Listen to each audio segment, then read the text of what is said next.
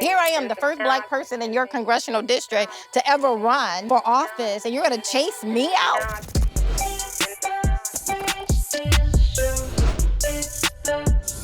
My kids, they just sit back and watch and wait for me to get to the right person. I would go, Carl, Albie, Bella, Kayla. I'd be like, you know who I'm talking to. You know who I'm trying to call. Yes. Just come. And now they know, and so they all just kind of sit back and.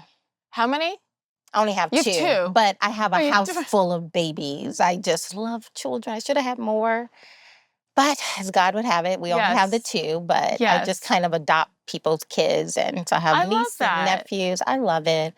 I love children. I mean, just so much laughter and hope and keeps you young. For sure. See, look, we're starting with the softer side of Kathy Barnette. People think There's she's only just one side of me. right. It is. That's just the point. Is people think and all the things, and so it's like no, let's not judge based on a soundbite, a clip, whatever. That's where we are in society, though. But we're going to have to work hard to be that person, to open up, to allow ourselves an opportunity to meet people. You know, I tell people all the time, if you're going to Google me, start with page 2. It gets better.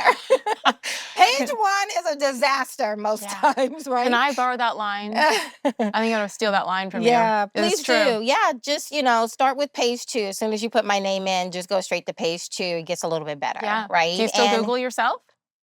Every now and again. I think it is. It's smart to know what they're saying. See, kind of thing. But it's sad as well because I recognize that, whether it's because there's a lack of time in people's lives to really get to know people and to think critically about what it is that they're reading, or because, it's the culture in which we're living in, it saddens me a little bit when people say, "What is your name?" I have to pause because I think, well, what if they Google me?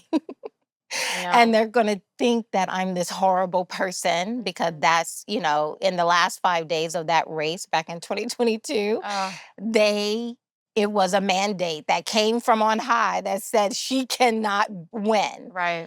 And by any means necessary, say what you have to say, do what you have to do, just she cannot win. And as a result, they got really nasty and a lot of lies were thrown out there. And so that makes me sad when I think someone is going to read this and they're going to think that this is how I feel about them without giving me the opportunity, because I love people, I want to know people. Yeah. I feel emotional already. Yeah. This is so crazy. No, but I felt already. it too when you were saying that because I know that feeling. How have you handled that? How do you handle that? I think this time that we're living in, you have no tissues. What is this? I do. I put them here yesterday where I was crying, and they're very clean, I promise you.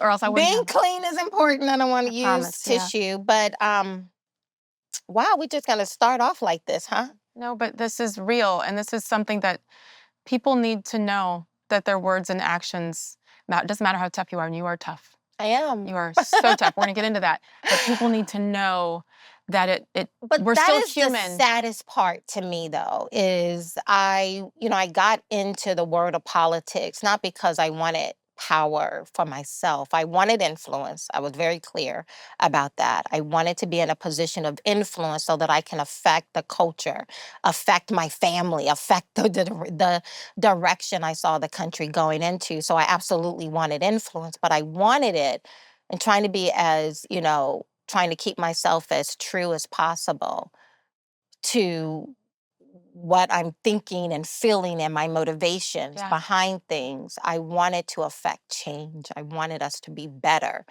than what we are right now. And so you go in to do that, and we were winning.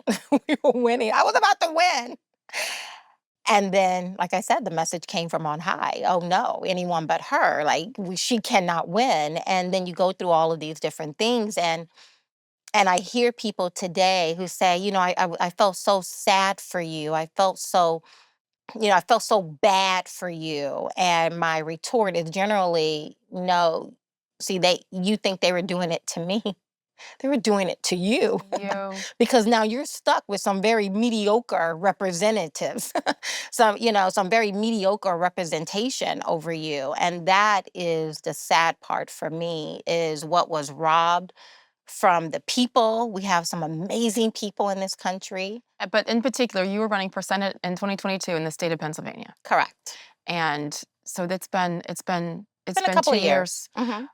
What was the most hurtful thing that you saw or heard that they said that was not true? Oh my goodness. Like, let me pick one. Probably, if I'm honest, that I'm homophobic. I think that was the one, right? And because with that title is poured into that you hate people and a certain group of people. And I don't have hate. Now, I don't believe that people should be talking about their sexual preferences to my 5-year-old. Mhm. And because we started homeschooling our kids 10 years ago. So my husband and I saw 10 years ago what most people are just now waking up to, Wow. which again makes you a unicorn, which again makes you kind of stand out. And I never intended to homeschool my kids. I was that parent who looked forward to my babies riding off in that little yellow bus. So Yeah. I can get back to my own life, right? I had a life, Yeah. I had things I wanted to do. But you're watching this. My daughter came home. She had just started kindergarten, and they come home with this package of paperwork, and I'm thumbing through this paperwork, and in it was this note from my daughter's guidance counselor, and I'm thinking, why does my 5-year-old daughter have a guidance counselor? Like, what is the guidance counselor guiding Guiding at that my age. 5-year? I mean, I remember It's a having a great point. guidance counselor when I was in high school, right? Like, which college do you want to attend? You're Mhm. going to take the ACT, the SAT. So I write an email to this guidance counselor and I said, send me over your teaching objectives. And it was 35 of the most ridiculous things. And essentially, the guidance counselor comes into my children's classroom twice a week and they serve as a parent. And I don't know why I remember, but I remember number 5 was teaching my daughter how to distinguish between the truth and a lie. And I'm thinking to myself, most adults I know can't distinguish between the truth and Yes. a lie. So, what rubrics are you using Yeah. to stand in front of my 5-year-old and teach her how to distinguish between a truth and a lie? Number 35 was going to come home with the permission slip because they're going to be talking about how little girls' bodies and anatomies work versus little boys.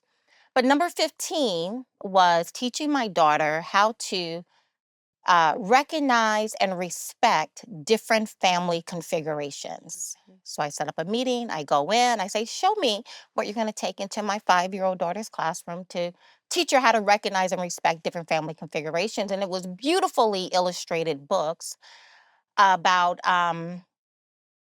Billy with his 2 dads and Sally and her 2 moms and someone with a divorced family and no judgment on any of that, but why are you teaching this to to people's individual life choices? No judgment. You like it, I love it. I don't care. Mhm.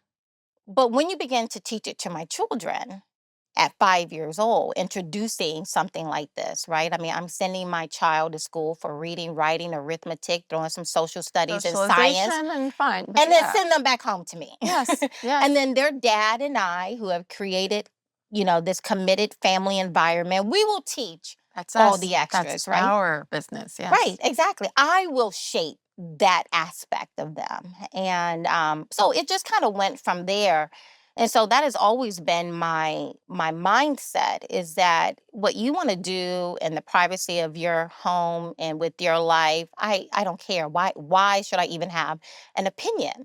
But when you bring it into the marketplace of ideas, and now you're beginning to impact how I want to live my life and how I want to raise my children, at that point, in our culture, in our country, we're supposed to be able to pause and have a conversation. Yes. And when you begin to tell me to shut up, sit down, be quiet, I'm going to label you, I'm going to marginalize you, I have a Yes. problem with that. I have a problem with bullies. Yes, and especially when it has to do with your children, plain and simple. Exactly. So when you're called homophobic, um, this is one of the quotes that I know you said. I don't know the full context, and I'm guessing this is where it came from, right? Um, Two men sleeping together, two men holding hands, two men caressing. That is not normal. Um, is that in your estimation? Am I right? Like that's the quote that they took to use against you to say that you're homophobic? Yeah. Is And that, see, and what was the context of that yeah. quote? And again, this is part of the strategy when I ran in 2022 that they use, right? So they take something, a snippet. There's no beginning, there's no end. That's Right. probably not even a full thought. Mm-hmm. And 10 years ago, and they say, tell me about that thought Yeah. from 10 years So this ago. is Tell this me some exactly what you're thinking. I mean, I don't even remember that. okay. So I'm going to put it into the bucket of 10 years ago, like Okay. most of these things, right? And then you explain yourself. Well, I don't know what I meant because you don't know what I meant. Well, I know I would say the inverse. You don't know what I meant by that because I don't even know what I meant by that. 10 years ago, however many characters can fit in the tweet back then. Today we have unlimited. You can write whatever you can Right. write It a was whole 140 book. characters Back and then then, I don't remember what the number of characters were, but then they're like, okay, well, that's who you are. That's what you said. Now explain it. Then you go from one show to the next show to the next show. No one really cares what the well, answer once you is. say it, and I've experienced that too, but you running for office, they're gonna go on a deep dive, obviously, to find anything possible that can help them and hurt Yeah. you. Hmm. And that's what they did. Yeah. Um, how do you feel? How do you feel? Like so when someone says you're homophobic, your reasoning for No, saying I'm not is why? I don't even go down the road of Okay. saying I'm not, right? I really don't care. You think what you want to think about me. I really Yeah. don't care. I know who I am.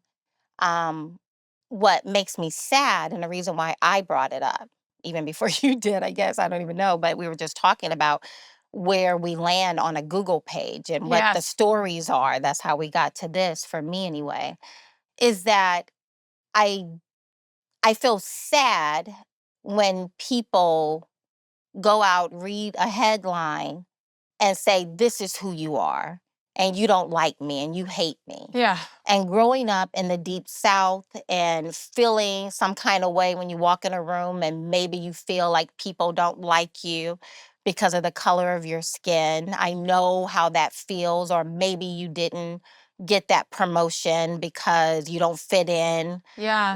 I mean, I was the first Black person to work at Bank of America Capital Asset Management. And I'm not old enough to be the first Black person doing anything, right? That's a And great yet point. there I was. And I remember feeling, you know, mm, not that I felt different because I don't care. But I could tell that other people did care that I was occupying this space, and that they had opinions or thoughts about who I am and what my value is and what I'm able to contribute. And I know I don't like that feeling. I didn't like that feeling. And so the thought of me inflicting that onto someone else without anyone getting to know me, or me getting to know them and seeing that there may be something more to them, I don't like that feeling. I Yeah, didn't like it when it was done to me of course. because of the color of my skin and how I grew up, very impoverished. And now you're walking in circles with people who are very wealthy, and they may feel some kind of way about your presence in that space. And I don't like how they were trying to make me feel. And so I don't like the thought that I'm making someone else feel that way. Yeah.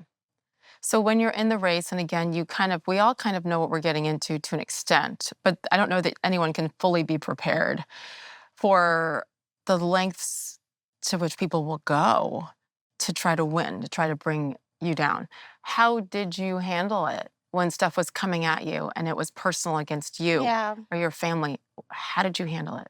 apart from how other people may be thinking about me, I had a great time.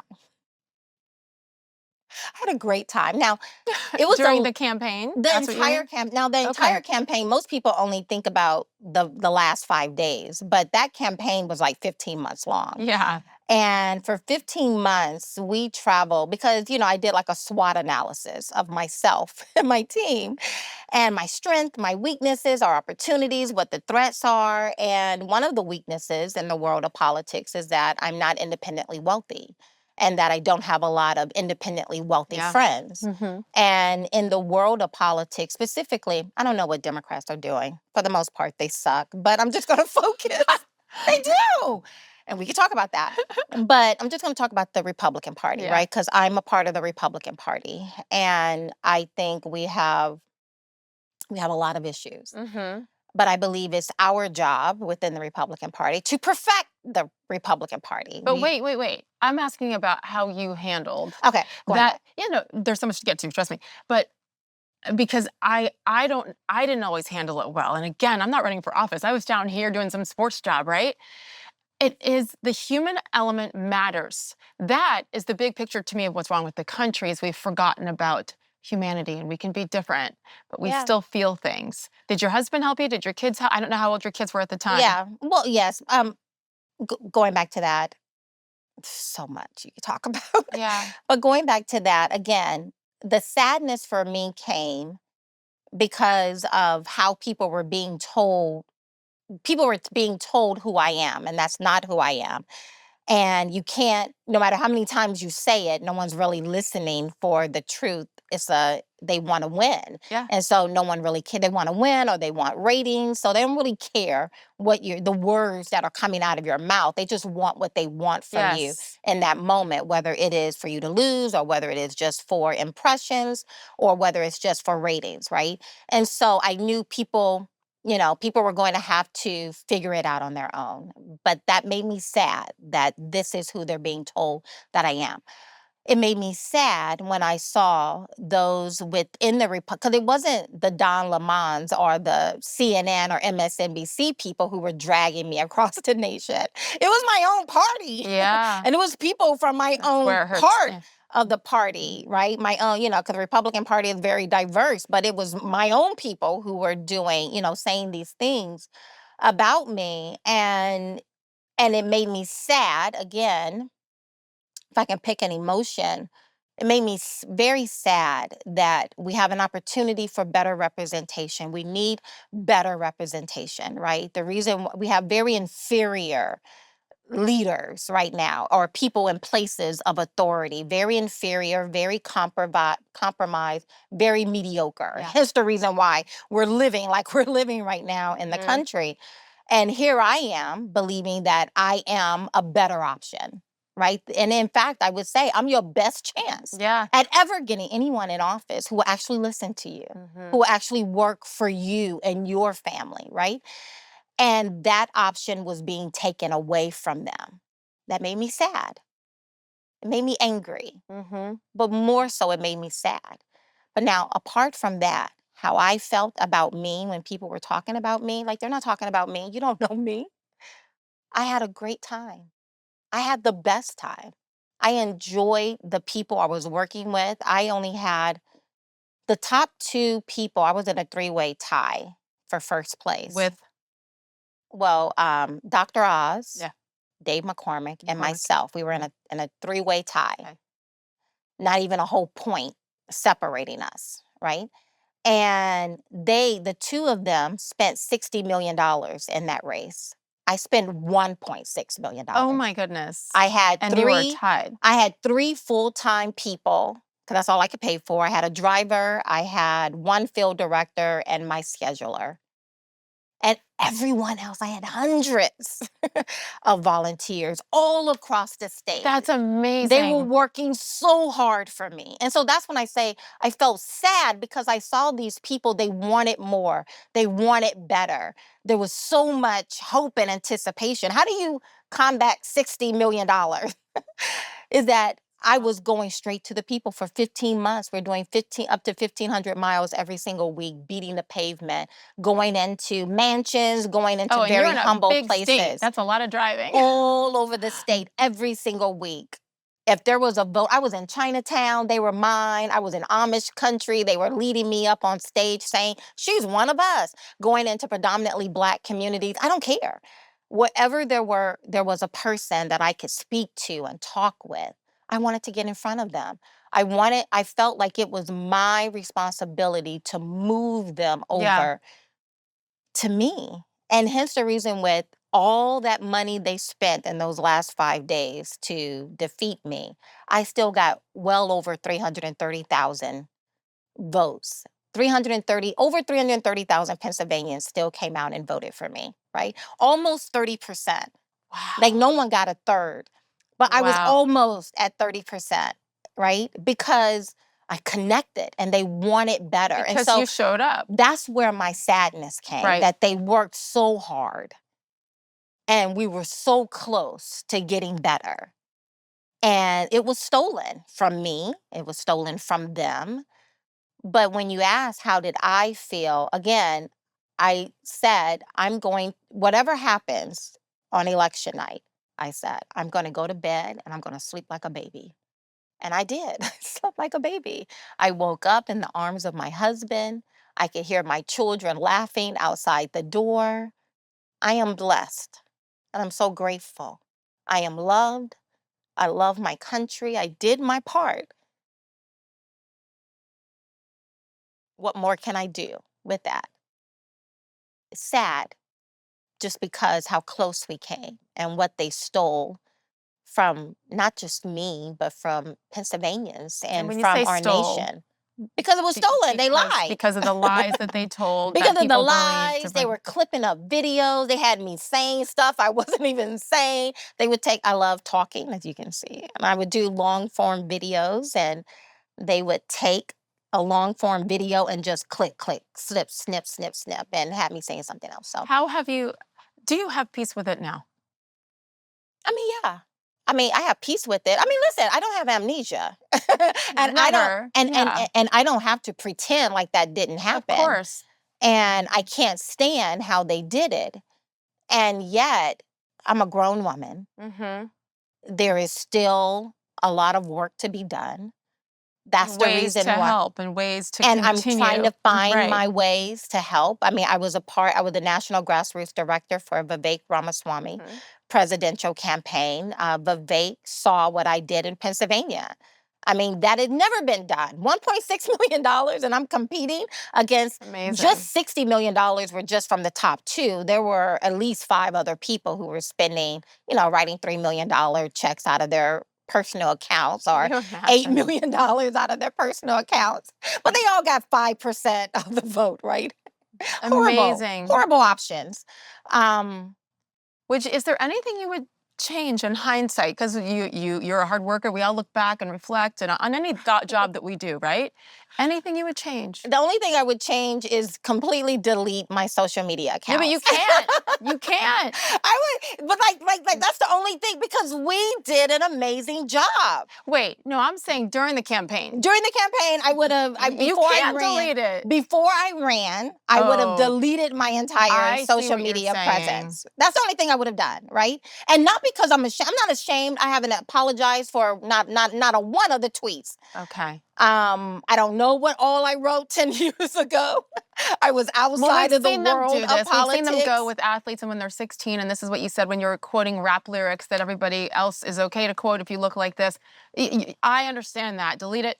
They might have found stuff anyway because they were desperate. But at the end of the day, if that's the only thing you would change, I hope that you view it as a victory Oh, it was. nonetheless. Yeah. Look at what I'm doing and all that I've been able to accomplish. And I mean, listen, and again, I have not apologized for one of those tweets, and I have no intentions of doing so, right? I haven't gone back to read all of what I said Yeah. 10 years ago, but unlike many people, most of us recognize that if you are the exact same person you were 10 years ago, God help you and those around you, right? Yes. I have the wonderful opportunity to grow, Hmm. to learn who I am, to learn better about who I am and what I believe, to experience life and to grow. And that's exactly what I've done. I am not the same person I was 10 years, 5 years ago, even 2 years ago. I'm not that same Kathy. Right? You learn and you Yeah. grow. And I refuse to allow others to put me in a box and tell me who I am, whether that box is you're black, so you must be a Democrat. No, I'm not, right? I'm going to think my own thoughts, right? You're poor, so you grew up very impoverished, so you must be a victim. No, I'm not. And I refuse for you to tell me Where who does I that come am. from? What part? That refusal to accept people saying what you should do and should not do and how you should feel about yourself, how you should vote, all of those things. You've said, no, no, screw you, I'm me. Where does that strength come from? Because unfortunately, it does take strength these It days. does, and it takes courage. It does. And It it's so takes sad that that is what equals courage these days. takes a lot of courage to stand up against, the Republican Party did not swing open their doors when I said, "Hey, I'm going to run for office." I mean, granted, I had probably never even attended a Republican event in my life when I decided, I'm a Republican. I've been a Republican for well over 20 years. Very active in reading and studying and talking about these things, but it just wasn't really into politics. In fact, I really don't even like politicians before I ran for office. But they didn't swing the doors open to me and said, "Hey, you're new, you're fresh, you're different. We We need that need that kind of diversity. energy and that voice and, different perspectives." They didn't do that. Uh, but I know, again, it takes work to be comfortable in your skin. Hmm. And I've done and I am doing the work to be comfortable in my skin. That's why I can walk into any space and I feel comfortable, whether I'm standing by myself or talking to Right. a group of other people. I want to understand who people are. I want to talk to them. I want to get to know who they are, but it doesn't define me. Yeah. I can applaud you with your podcast and all that you've done, and it doesn't diminish what Right. I'm doing. Right. I'm excited. Hmm. And it makes me happy. Now you have to train yourself to be that way. I wasn't always that way, right? Like most people, I remember um, being 19 years old is when I gave my life to the Lord. And that truly was a defining pivot, a defining point in my life. Before I would see someone who was pretty and doing positive things, and I would look for the flaws, right? Mm, Okay, interesting. the flaws, right? And then I gave my life to the Lord and I recognized that aspect about me at 19 and I didn't like it. I don't want to be that way. I want to be happy. Yeah. And I remember faking it until I made it. Mm. I didn't feel very valuable. I didn't feel like I was worth much. Hmm. But the word of God says that before the foundation of the world, he saw me and he loved me. He thought I was amazing. So I'm going to fake that. I'm a believe it, although I don't really believe it until I believe it. Yes. And I started looking when I see someone who's attractive. Let me look at all the good. Let me find the good, right? And so it's kind of like any other muscle, the brain, Yeah. right? You have to work at it, develop it, lift weights, grow it. Hmm. And that's what I've done. And so when you ask the question, what has given you that kind of resolve? One, it was, the fact that I gave my life to the Lord. And Jesus is very real, very palpable to me, very present and directing me. Hmm. He has protected me and my family through some horrible times, through some challenging times. And so I'm grateful for that. And I feel as though my purpose and my value comes from him and not what you think of me. Hmm. I don't want you to think ugly of me. And I hope you don't think ugly of me. But if you do think ugly of me, what can I really do about that? Right. why would I now take your opinion of me and lay it on top of me and say, well, this is who I am? I'm not, right? I want better for my family. I want better for my country. I want better for people. So that's the largest part. The other part comes from just how I was raised. Yeah. I grew up very impoverished. I grew up below the bottom rung of the economic ladder. I often say I I grew up in a home with no insulation, no running water, an outhouse in the back, a well on the side. And I say to people, well, we were so poor we couldn't even afford the other O. We were just po. But let me tell you, In Alabama. in Alabama, Southern Alabama, on a little pig farm, a one-stop sign town. But let me tell you, it was the best childhood ever. I loved my childhood. I lament that I can't give that childhood to my own children. I take them back once a year, right? What do The they farm is no say? longer there. Oh, they're loved, right? We get there to, the farm now has multiple homes. The family has come and put different homes on it. They're like, what do you want to eat? I want collard greens, I want pig feet, I want this. And Yes. it's just love. And I grew up feeling loved. I grew up watching my grandparents wake up early, go to bed late, taking care of their family. I remember my grandmother saying, Kathy, come help me in the garden. I don't know why I remember, but I remember feeling like, oh, grandma just wanted to spend time with me. Now, it was years later that I realized, no, that was a part of our survival. Going Yeah. out here, we Yes. wanted potatoes or beans or peas. We Come had to help me go get grow 'em. that, right? Yes. And so with all of that and, the poverty of it all, I remember my grandfather, we raised hogs. And so we would take the hog, slaughter the hog, all this white wrapping paper. And I would sit in the front cab with him and we would go from house to house sharing a portion of our wealth with with family, right? Your wealth. Yeah. Wake up in the morning. I remember a bunch of collard greens being put on the front porch, right? People would just lay it Wow. and then just drive on off. That's how I grew up. And so, from a material perspective, we didn't have much. I didn't know it as a child. All I knew is Yes. that I was loved and I was protected and I had this amazing family. But as I look back, given the culture we're living in today, I don't recall one time anyone looking at me and calling me a victim. I don't remember one time anyone looking at me and saying, Kathy, you're Black, you're a woman, you're poor. Hang it up, kid. Yeah. I don't remember that. Interesting. And as a result, I became the first in my family to go to college and finish. Went into the military. I know your father. You Mm-hmm. grew up. I was in the military because I had to pay for college somehow. And so that was a big way of how I was able to afford to go to college. Spent 10 years, accepted into officer candidate school. Worked in the financial industry, AG Edwards, Bank of America, Capital Asset Management, corporate America, adjunct professor, homeschooling my children, Amazing. ran a very competitive race for US You sure Senate, did. national grassroots director for a very viable presidential campaign, Vivek's campaign, now a podcaster as well, and just living my life. And you go through these journeys, you grow, you learn.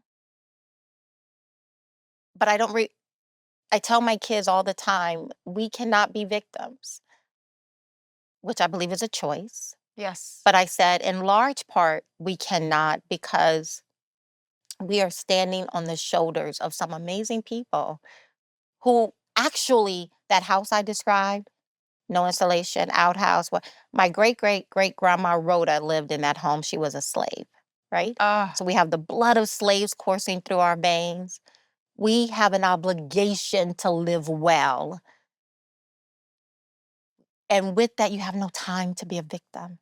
You have no time to live by someone else's standard of who you are, that box they put you why then do you think that that's such a big part of our culture right now, Black culture in particular, where no, I need this and you owe me this, in. Yeah, we've been instead of, trained. yeah, what, We've been trained. We've why? forgotten who we are. We don't know what it means to be Black. In my book, oh yeah, I forgot, I'm an author. And an author, add that to the ever growing list. That went number one That's so great. on Amazon. It came out the week of the shutdown in 2020. Pandemic, of course. Oh my gosh. But it still went number one on Amazon. So I was like, okay, Lord, I'll take it. You But take that. a chapter in that book is, what does it mean to be Black? And I remember going back down to the deep South. You have all these old sage people, wisdom, Wise, yes. wise people. And I remember going around to all of my family members, because it's like all the family come in from around the nation, and we would come there and have a family reunion every year. And so I'm asking all my young to older cousins and family members, what does it mean to be Black? And of course, they're all looking at me like a deer in headlights, like, they have no idea. And they're just making stuff up. Yeah. And then I get to a sage of an individual and I say, what does it mean to be Black? And he didn't hesitate. He said, color consciousness, and culture. Mm. And then he began to break it down, right? Rachel Dolezal taught us that, no, you actually do have to be Black, right? Do you remember Rachel Dolezal? I absolutely do. Was she a teacher who was a white woman who said she's White Black? as the driven snow. Yes, yes. But she was pretending to be Black. Yes. The darks, the tan, the braids, teaching African history and, Yes. walking around like a sister girl, whatever. But but through all that, we came out on the other side for the most part, recognizing that in order to be Black, let's start with color, right? Yeah. Gotta kind of be I Black, mean, right? You gotta have it in your DNA. Like you are or you aren't. But that's not all that it means to be Black, right? There's so much more than just the color of our skin. Yeah. I mean, because of the culture we live in, we're very skin deep on everything. Now, I understand why the other side uses that because it is a very powerful tool, right? What the history of this nation is a very powerful tool to wield and to make other people bend the knee, shut up, sit down, be quiet. Yeah. Or I'm gonna call you, not homophobic this time, but I'm gonna call you racist. Racist, yeah. I'm gonna call you xenophobe. I'm gonna call you something. I'm gonna call you, they wanna label you, right? They call you a name and then they expect you to kowtow Yes. and to just shut your mouth. And I think it takes a lot of courage, a lot of being willing to be honest with yourself and to protect yourself. Yeah. To say, you will not define me. Yeah. I don't care what you think of me. Mhm. You think I'm homophobic, xenophobe, whatever, racist. Like, I wasn't even immune from them calling me a racist. Which I've been called that too. And you're like, Right. really? Tell me. Really? Oh, because I don't fit into this And it's box. usually a white person. Yeah. Usually a white a white, I can't Liberal. even say liberal anymore because it's not really, these people aren't liberals. No, they've ruined they are that word. communists. Yeah. They are. Yeah. They're No, not it's even another level. progressive. Progressive doesn't mean just change, but changing for the better, right? So Mhm. what are they? I don't even know what they are, but it's usually one of them who have the nerve to come and tell me, right, when I was running for, let me just go back for a moment, but when I was running for U.S. Senate, I mean, whenever I would have an outside rally, Black Lives Matter would show up all the time to protest against me. And it wasn't a Black person in the bunch. It was all a bunch of white kids wearing Veronica Beard clothing Yes. from Nordstrom Mhm. coming to, and you know what I would do? I would get off stage, I would go over and I would start having a conversation with them, Mhm. right? And how would they receive you? Great. Yeah. I've never had an altercation Yeah. when I was Well, out there. it's amazing what happens when you make that little effort and you go over and you say, hi, Absolutely. Kathy Barnette. Absolutely. Nice to meet you. Well, when it's face to face, people back off. Yeah. And then they realize, oh, wait, she's human. She's a person who's looking me in the eye, who's taking the time. And I'm smiling and I want, now I'm Yes, going to that speak matters. truth, Yes. right? But they're still not used to being confronted is too strong of a word, right? But just they're not used to having the conversation. Not used to having a conversation. And certainly not used to making the point to have one themselves. So if it's going to happen, it's going to come from you. It is. And it did. And then, and when I've done it every single time, sometimes it's just responding to a nasty message on social media, which I rarely do, but every once in a while I'll be like, you know what, let me write this person back. And 99% of the time, they're like, oh, I didn't think you'd see this. So sorry, I actually really like what you did here, and I'm sorry if I offended you, and we think differently, but Right. God bless. And I'm like, thank you, and God bless you as well. Yeah. Like, when you take the time, I don't know. That's how we can continue to change the world, is by you coming off that stage and walking over to the kid, the white kid holding the BLM sign, calling you a racist, and saying, "Hi, do you want to talk about anything?" And then it's the beginning, and it's one baby step. But don't you think those moments matter? I think it matters. It Yeah. matters for them, it matters for me, Mhm. right? I have to protect my humanity as I well, like that. right? And so, because the world has gotten very dark. Yeah. There's a lot of pressure. Spending 1,500 miles every single week on the ground with the people. You name a county, I see faces, I remember conversations, and people are under a tremendous amount of pressure. There's so much anxiety, there's so much hopelessness and Mhm. apathy. Mhm. I think the Republican Party is not paying attention to that. I Uh, think the Republican Party has been lacking in many ways for many years, yeah, on a many, lot many of things. years, with a lot of things. And even just the way they run campaigns on the national level. I remember in 2008 and watching how Barack Obama, how well they ran his campaign. He ran his campaign and going, like, hey, this Facebook thing, let's take a deep dive on it. Let's go reach out with a cute slogan, hope and change, Yeah, and the right colors, and it was simple yeah, and it was smart, and and it it's was in powerful. every community. Every community. You've spoken about how Republicans have not done a good job in the Black community for many years. It's being talked about more. I don't know. Does that mean that you're seeing changes in at least the effort?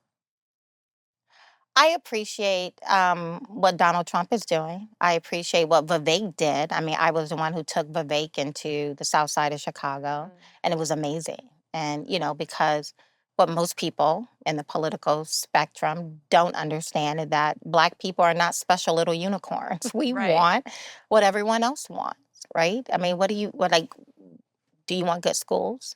Yeah. Do you want safe Feel streets? safe. Do you want to be able to own your own On home? my own home, afford to have healthy food for my kids. Yeah, Like, absolutely. Like, did you know in 1968, the number of Blacks who own homes was 41.1% of Black people own their own home. Today, 1968.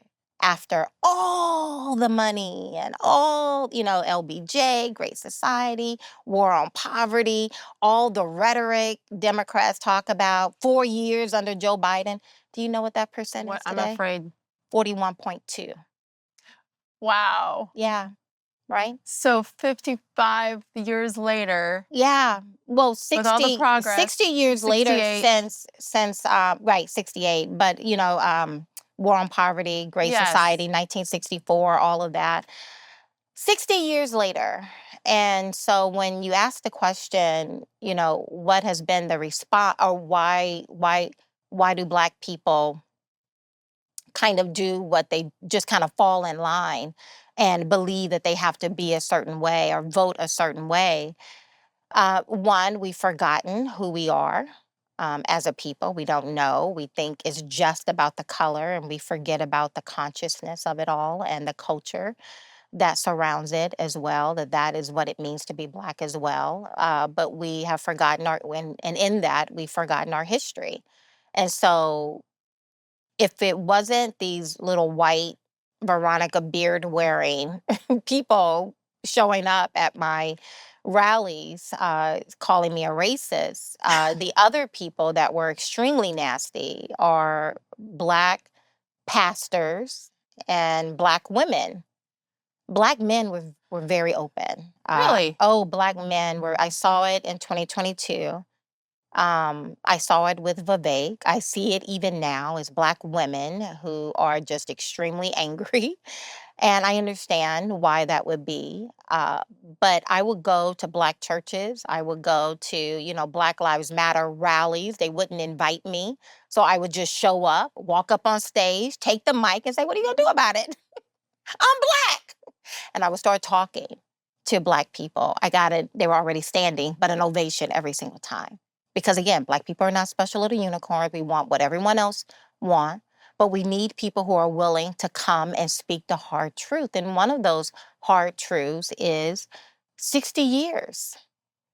No one has been more loyal to the Democrat Party than Black people. We vote 95 to 97% Democrat. Like, no one does that, right? Despite many of the values of the Democratic Party going against. Being the antithesis of who we are. That's better. That's the best way to say it. The antithesis of who we are, especially based on faith, on morals, values, on abortion, on so many of the social issues.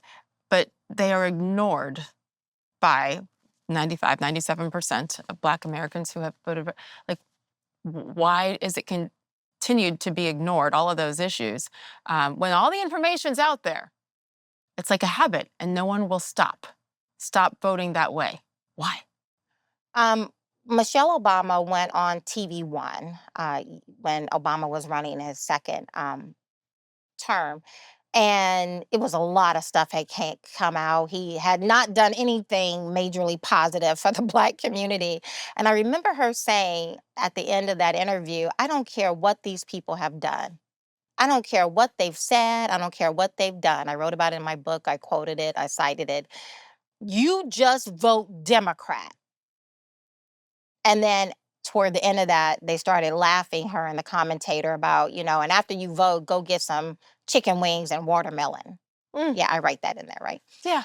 Just for good measure. Yeah. So funny. Now, this was Michelle Obama, right? And I asked a question, I've worked in the Wall Street environment. I've worked in corporate America and all these other different places. And I've been the only Black person in many of these rooms. And I would remember politicians coming in, vying for these people's votes, especially in the Wall Street environment. And I don't ever remember them saying, you just shut up and do as you're told. I don't care what we've said in the past. I don't care what we've done in the past. You just go out here and toe that line, right? But they come instead, these politicians, when they're going to the Wall Street environment or some of these corporate entities, they come with ideas and plans on improvement and all of this. And they come bearing, gifts and plans, and these are ideas, and this is how we're going to improve your situation. And in the Black community, I believe we teach people how to treat us. And we've taught people in the Black community that they can give us their rubbish, they can give us the leftovers, and that we will still toe that line. Right? And we have faithfuls. I call them drivers because that's what they were called back in slavery. You had the white overseer, but under the white overseer, you had these Black drivers. And their job was the same as the white overseer, to keep those Black folks in the field towing that line. You shut up. You do as you're told, right? And they were oftentimes more brutal than the white overseer themselves. And so we have these same drivers today. The Michelle Obamas, who would tell Black folks, shut up, sit down, be quiet, you toe that line. I don't care what you've heard or what someone has said or not said, what they've done for you. But you just go vote Democrat, right? These Black pastors, right? Oh my goodness, we were chased away from one church by a Black pastor, right? Here I am, the first Black person in your congressional district to ever run for office, and you're gonna chase me out? Why? Because they toeing that line. They got their hand in their pocket. They're getting wealthy. They get the pat on the back. So that's the part that's unspoken. When you say hand in their pocket, they're getting wealthy?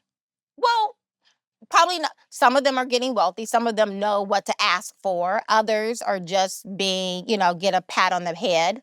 Others are... So by Democrats. Yeah. It's here.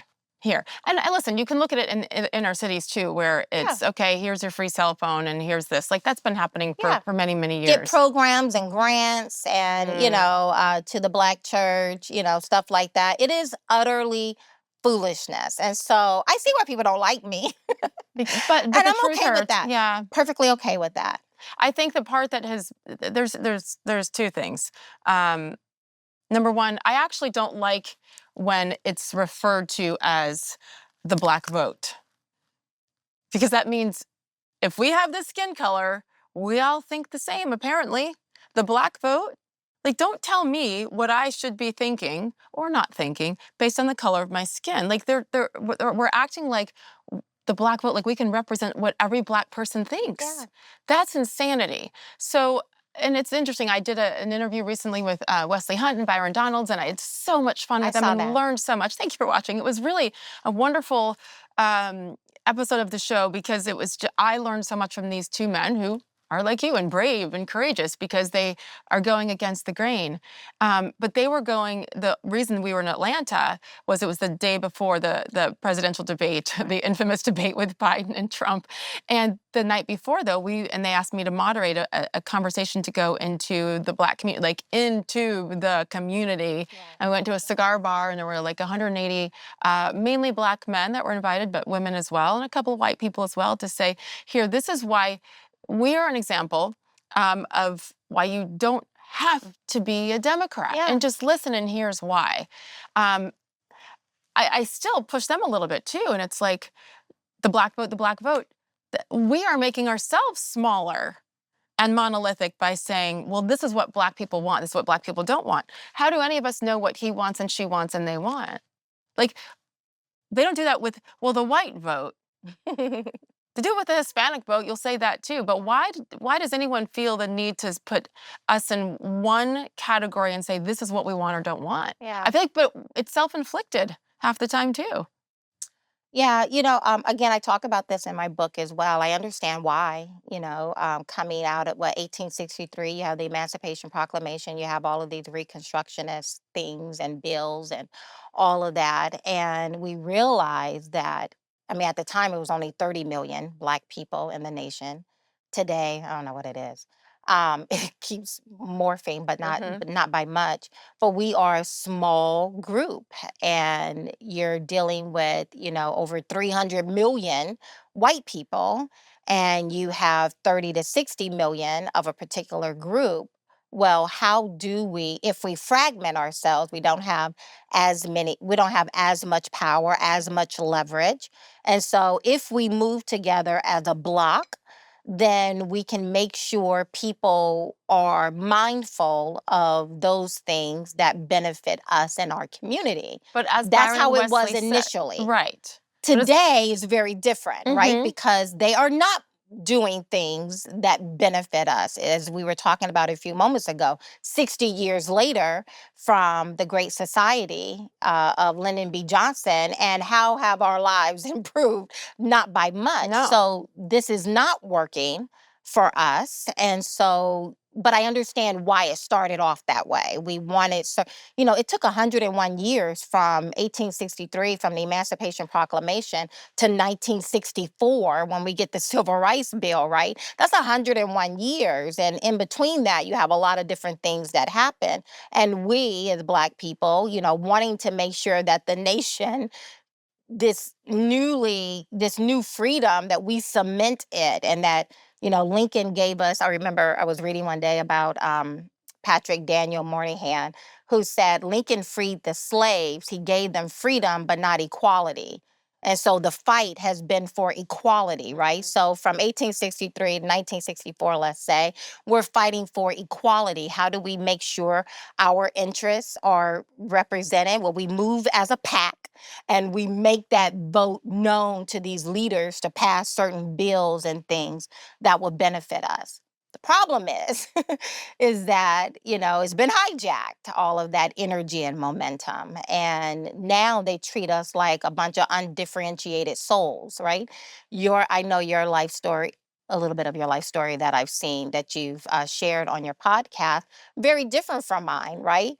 And that's how Black people, just like white people and others, we have different socioeconomics, different background. All of us are not Different fatherless. perspectives. all of us are not, don't have bad credit. All of us can't dance, right? I mean, we all, we're Yes. all very different, and yet they treat us like just one big blob, and that this meets everyone's needs today, and it But doesn't. we also contribute to that. Absolutely. And so that's the thing, is at some point, we, and this goes for anybody in any situation, like people are always going to put you in a box.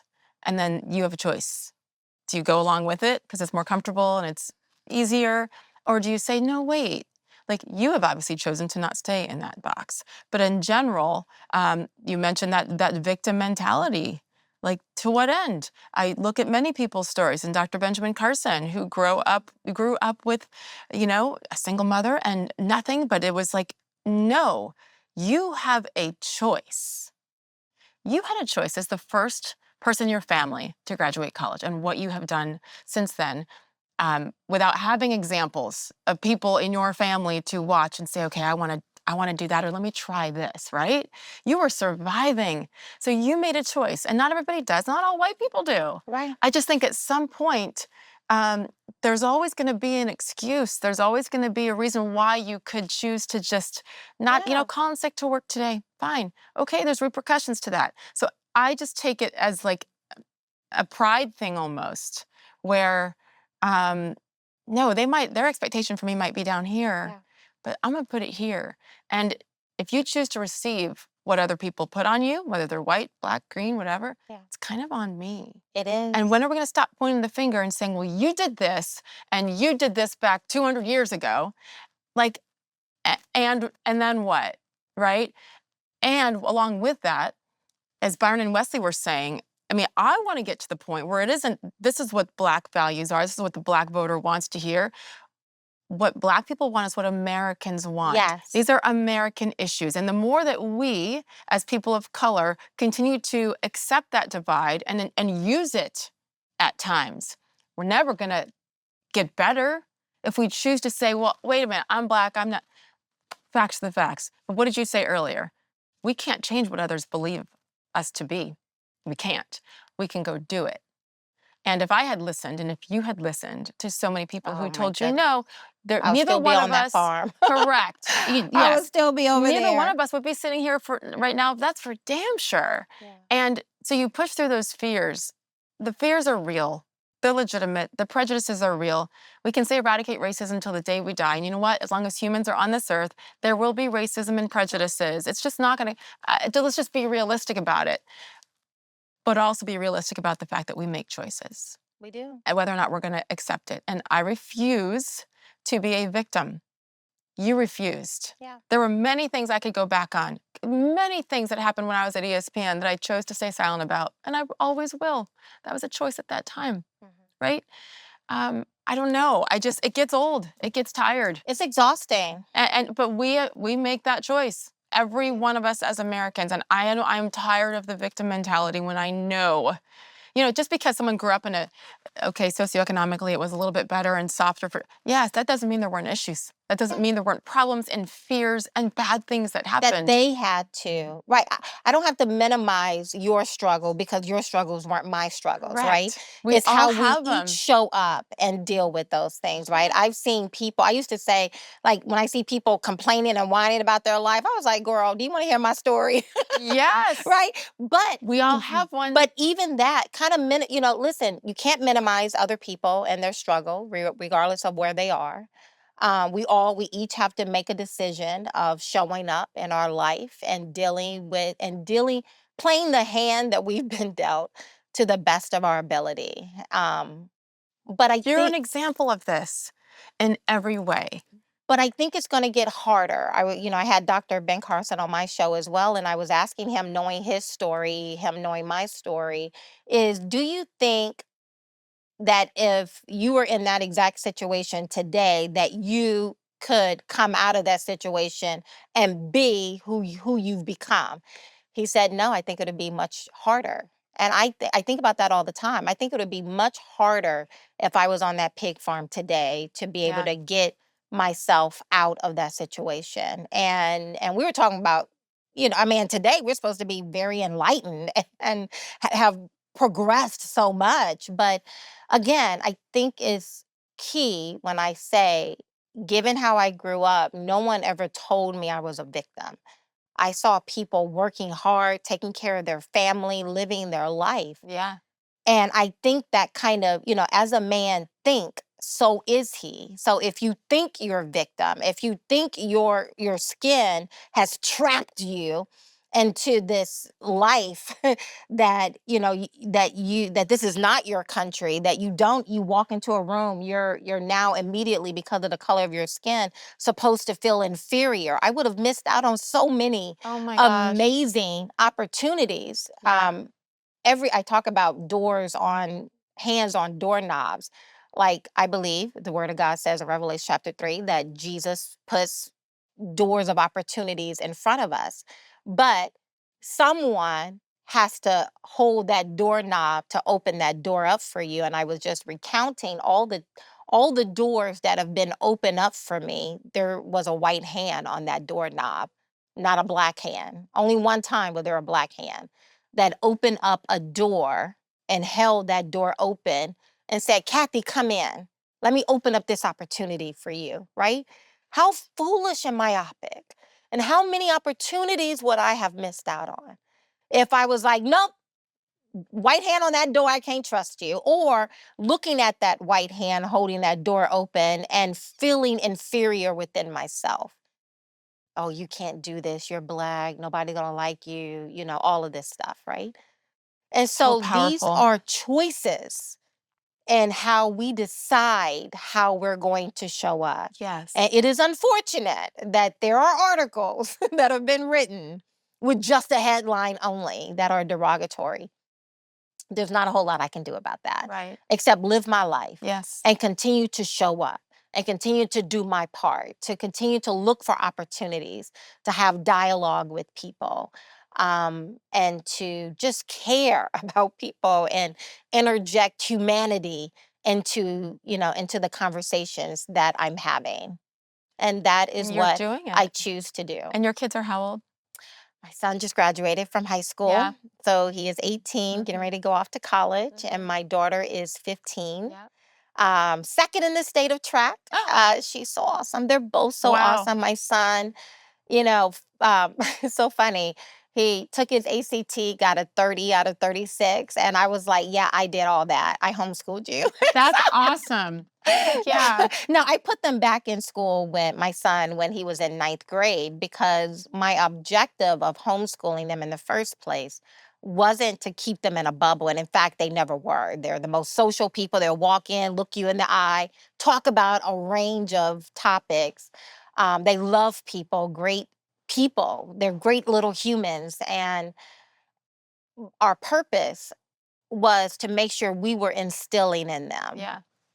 the values that we believe our country is going to need someday. Our country is going to need people who understand, who actively seek out truth. Mhm. I don't own truth. You don't own truth. Right. None of us know truth perfectly.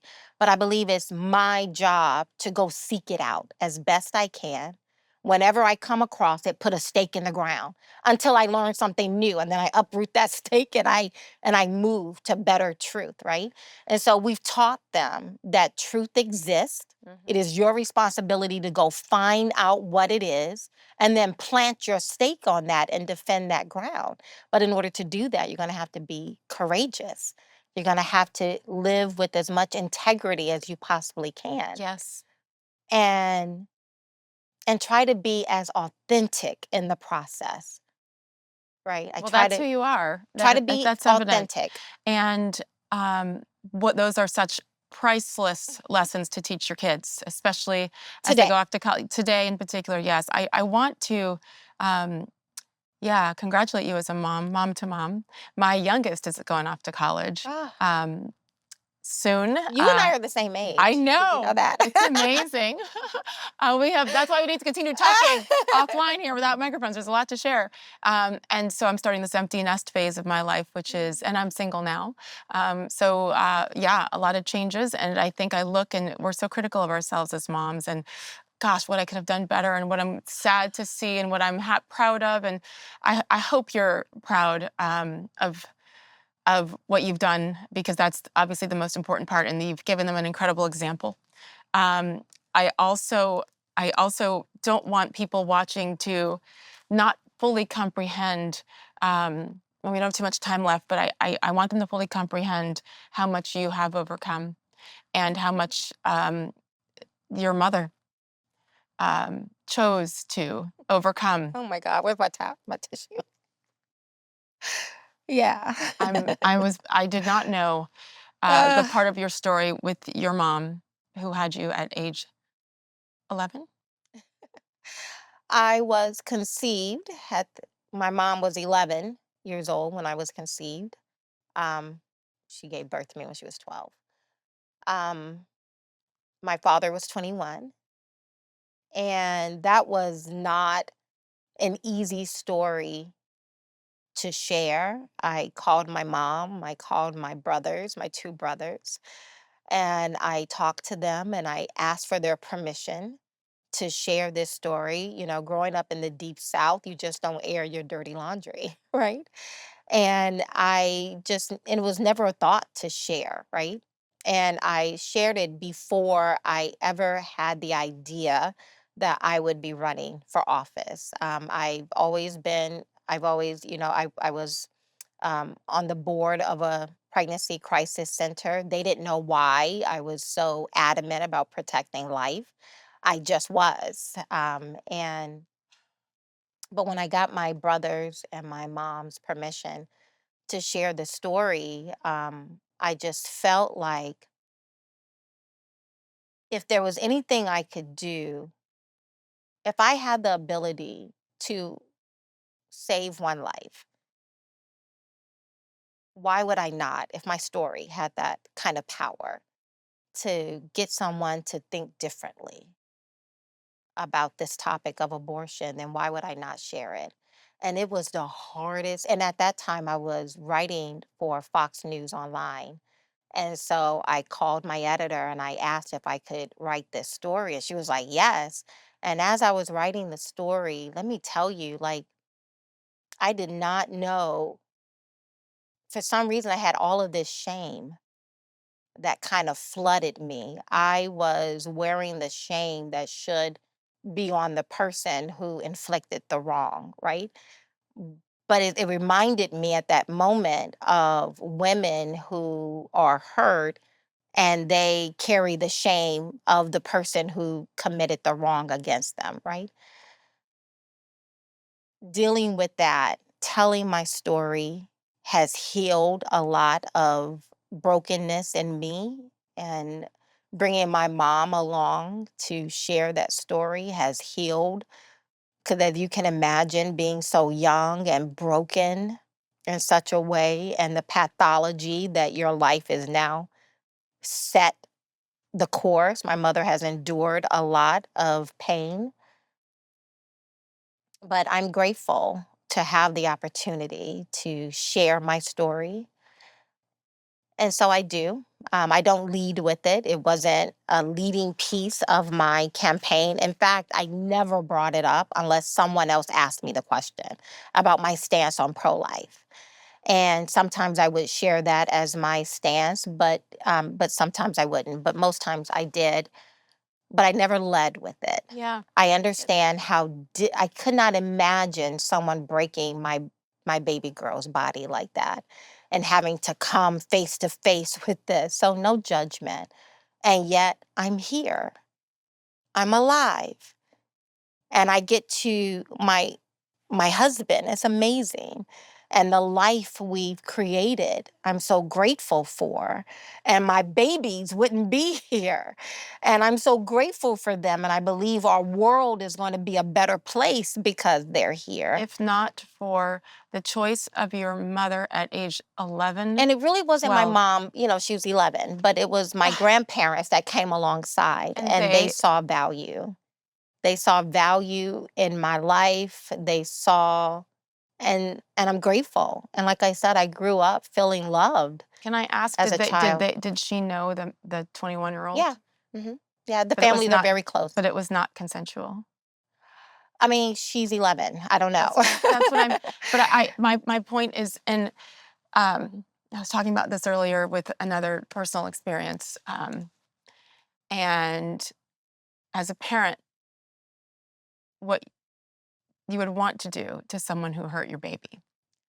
And so Yeah. for your parents, your grandparents, her parents, And to my father's side of the parent, and my father's side oh, of the family are like I grew up in a very small one stop sign town kind of community. everyone knew each other, and there's And they have been just as much a part of my life. My father's side of the family, I mean, huge. I love them. They are significant parts that's of our life. incredible. Even my dad. I mean, the story, we try to judge and make judgments on people. I love my dad. I didn't always love him, hated him. And yet I'm so grateful. Just the story of redemption, Yes. as crazy as it is, we live in a culture where we're told we have to be angry, right? There's I think when there's pain inflicted on a child, that's where people draw a line, and then, uh, but you are proof. Your family is proof that not every situation is the same. And I'm not. just giving so much credit and love to your grandparents for And seeing my mom, beyond yeah. the hurt and anger Mhm. with a little girl, and to see the value of your life. And so, again, when people from a distance judge pro-life, "Oh, you don't care about a woman's choice." Yeah, you're hateful, you're Okay, evil. no. Uh, Listen to your story. Listen to yeah, your why, because your why matters as it much as does. everyone else's. And that's why when you talk about judging, we don't know someone's why. We don't know the story or the journey, Our why and our opinions are based on what? Our our experiences. And if we experiences. leave it at that, then the judgment goes away. But people aren't willing to do that. And I just am so in awe of not just, and it's not a just, but what your mother, your entire family experienced, but your strength to choose to share it, because that's, I believe one of the reasons I wanted to do this show and not be so boxed in my career anymore is to Yeah. have conversations with people, because that's when we learn. That's when we realize that every single person has a story, has something. And so if we are vulnerable about it, then good things can happen. It's Now you're scary. making She's crying. Listen, it but your is, strength is but we amazing. have to. If we're going to Kleenex save, stash behind the couch. if we stand a chance of saving this amazing country, Yes. good, bad, and ugly. Yeah. This country, I'm so grateful to be an American. Yeah. I love my country. I consciously made a decision that if I was called upon when I was in the military to lay my life down, I would have. And I remember making coming To to that think about that. Yeah. decision, Yeah. right? As a young person. But it is just so heartbreaking how we judge, how we put people in boxes. We stamp a label on them, and then they're supposed to walk around for the rest of their lives with this scarlet letter on their chest, and you don't even get to know. And it is not making us better as a country to do that. We're actually worse off. What people are dealing with, we all have a journey, and we all have to stop long enough to just say, let me just hear your story. Or maybe I don't have time for your whole story, girl, but let me just say, I Right. see you. I appreciate how you're showing up today. Right.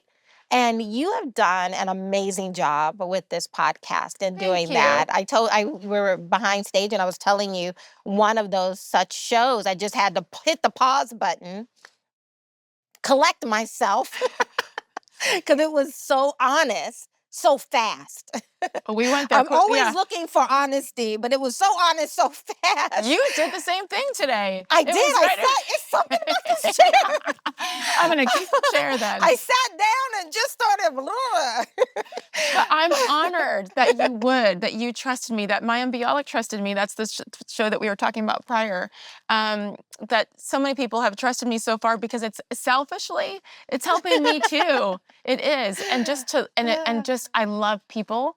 I love hearing people's stories. Yeah. Because they're all going to be a little different from mine, and that's the beauty of it. And in particular, in this country, there's a lot of crap right now, but I think there's much more good. I I really do. saw that with Vivek, traveling with him, coming out. I mean, let me tell you, I was closed minded and I was living in my own little cocoon. And there was a lot of self righteousness within me, right? And then I ran for office for the very first time. And the first meeting I went to, it was Republicans asking about legalizing marijuana. I was like, what? That was like so out there, so random to me. Yeah. And but I say that to say I have met so many people. I've met people from different sexual orientations, people from different backgrounds, economics, and all of this. And walking through Pennsylvania is nothing like running for office to force yourself outside of your bubble Mm. and to put a spotlight on all the ways you've misjudged people yourself and you are not as righteous as you would Oh, like to think that you yes. are, Yes. and that you have a lot to learn, and to swallow that, to sit in it, and to become okay with it, and to really begin. I mean, you don't just wake up like this, like this. It is being willing to be vulnerable, to put yourself out there in hopes that people will receive it Yeah. and And look at you for just a person, a human show being, you some a love. mother, a woman, like Doing my part, as yes. imperfectly as I may be doing Oh, it, yeah, but so doing my imperfect. part. I'm the opposite of perfect right here. Where I didn't even ask you as we end, what are you doing right now? Oh, my podcast. A So, yes, podcast. You're the a Kathy podcaster. Barnette Yeah. Show. I mean, I started it when I was on the campaign trail with With Vivek. Vivek, but you don't have any time. I'm Yeah. 3 to 4 days, 4 to 5 days out of the week, I'm flying somewhere across the nation with him, right? So I really just got serious with it maybe about 3 months ago. And Good so for I am you. seeing some amazing growth. Mm-hmm. Very excited, looking for opportunities to Yeah. expand that. So the Kathy The Kathy Barnette Barnett Show, you can Show. see it wherever you listen to What's your the line? What's the podcasts. line? Wherever you get your podcasts, like, subscribe. Like, I'm learning this too, and And I am I don't say so it enough. horrible with rote memory. I'm horrible with those kind of things. But looking for opportunities in the world of politics to come alongside good candidates, good people, make changes. It's just very difficult because of the political system Yes. we have. And starting with the Republican Party, a lot of room for growth and Yeah. doing things better But and that getting out that of their takes you boxes. okay, people like you calling them out, calling it We out. must. And we have to, and not to ruin people's lives, but the only way any of us get better is by being honest about the shortcomings and Yeah. then attacking it. I mean, I look at any athlete, right? They all have a coach to give them feedback and say, okay, this was Mhm. really, really good here. And you shot 97% free throws, Yeah. but you took some bad shots from beyond the Yeah. arc. Like, let's work on That's that. not the industry of Republican consulting. Bill Maher, actually, I think I heard him say once, he was just talking about how mediocre these people are. I have never met such mediocre people in my life. Again, Democrats, from my perspective, they suck. I mean, you look at, the mutilation of little kids' bodies, you look at our borders, you look at the inflation, you look at the fentanyl deaths, you look at, I mean, wars, they're not even rumors anymore. They're Yeah. just wars Yeah. everywhere. We are, you can, there are numbers. We are statistically worse off as 100%. a result of these people finagling their way into positions of power. Yes. But at least they win. They know how to At do it. least they win. Yeah. On our side, Well, I don't even know how we're fair the losing. winning is, I don't but that's care. okay. They're winning. They have found a way to do it. They're You're right. winning. So And their narratives and all of that. And on our side, we have become perpetual losers. And as a result, we are losing everything that matters most to us. Mm. And this needs to change. And this is what you get on the Kathy Barnett Show. Honesty. Thank Yes. you. Thank you for coming and for sitting and for just being so honest and open because it helps Oh my so goodness. many. And now I have to fix my makeup. Thank you so much for having me. I Thank you. appreciate it. Thank you. Don't hit your head. I'm gonna hug you. Thank you.